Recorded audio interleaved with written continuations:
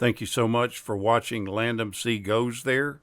Please subscribe and hit the like button and the bell notification button. Vanishing Point is a 1971 American action film that's directed by Richard C. Seraphin. It stars Barry Newman, Cleavon Little, and Dean Jagger. The storyline goes that Vietnam War hero, a guy named Kowalski, played by Barry Newman, has become a pill-addicted driver for hire. Transporting a car from Colorado to California, he enlivens the journey by making a wager with his drug dealer. If the trip takes under 15 hours, Kowalski's latest amphetamine purchase is free. But Kowalski's recklessness on the road results in a much-publicized police chase.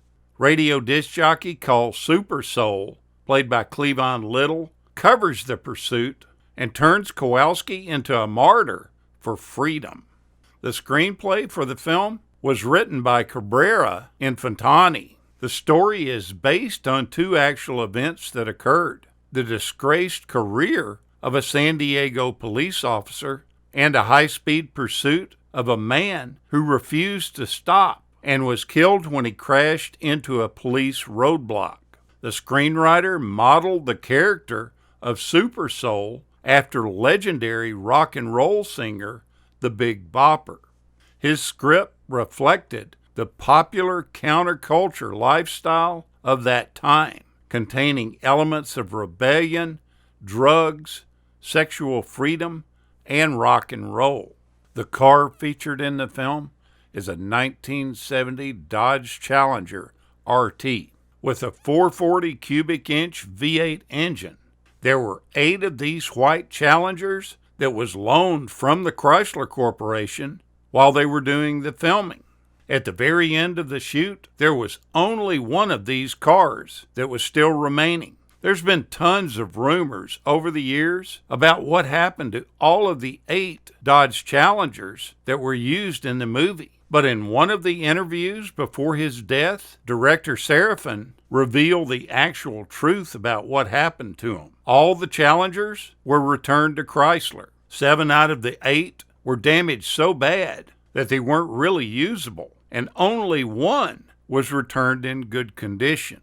But after Chrysler Corporation saw this film, they were really mad about it. They were upset that they had loaned their cars to this movie, a movie that promoted drugs and running from the cops. Because of this, they took all 8 of these cars and had them crushed immediately.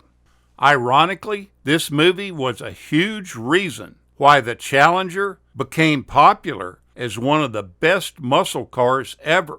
And even today, both the film and the car have a great cult status. They chose the color white for the cars because they simply wanted the car to stand out against the background scenery in the movie. It wasn't done, as some report, to be a symbolic way of making a point. The director was originally given a budget of $1.3 million to make the film, but he admits that he surpassed that, and he was allotted another $80,000 because the executive producer, Richard Zanuck, took a liking to the film.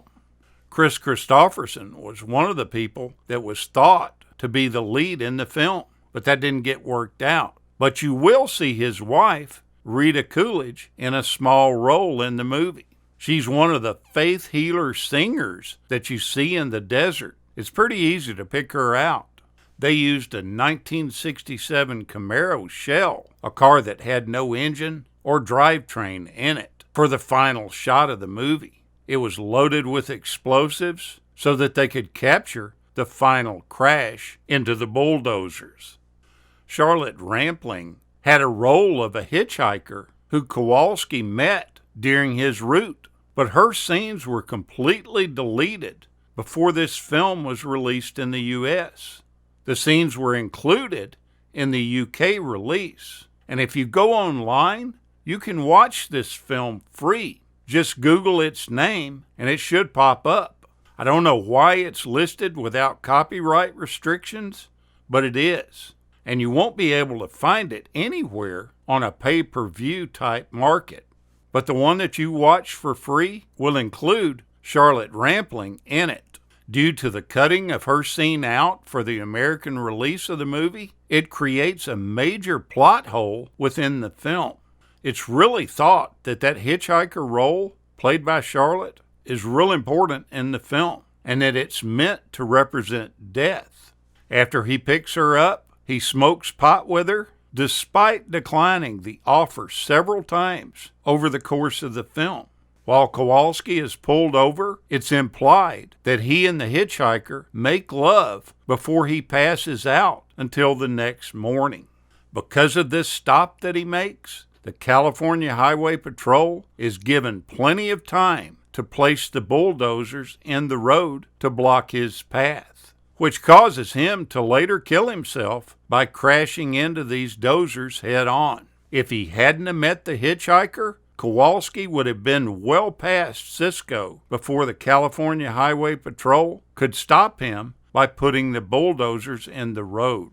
Legendary stunt driver Kerry Lofton was on the film, and one night he was coming home from the location shoot. He was driving one of the Challengers back to his hotel room, and he passed some New Mexico state troopers where he was doing 145 miles per hour. He had 4 or 5 cops behind him with their lights on, but they couldn't catch up with him because the fastest they could do was 125. Eventually, he stopped and hopped out of the car like nothing was happening. The troopers busted him right then. They were fuming. When they took him in, the producer had to explain that he was actually out testing the car, which in itself was a complete lie. Now, one of the most standout scenes in the film is what's called the Nude motorcycle girl. An actress named Gilda Texter appears entirely nude riding a motorcycle in the film. And in this movie, she spends 100% of her screen time completely nude, even when she's not on the motorcycle, when she's just standing there talking to people, or going in the house, or smoking a cigarette. She's always nude. Now, she did 3 other films in 1971. One was Angels, Hard as They Come, and The Runaway, plus this film. In every one of those films, she was completely naked, as in this film. After that, she never acted again. But she did stay in the movie business. She spent her entire career in film, but she was dressing actors up as a costume designer and a costume supervisor. She got her start uncovering herself, and she spent her career covering actors up. Take a look back at this fascinating film. It's really a good one, and it's probably one you haven't seen.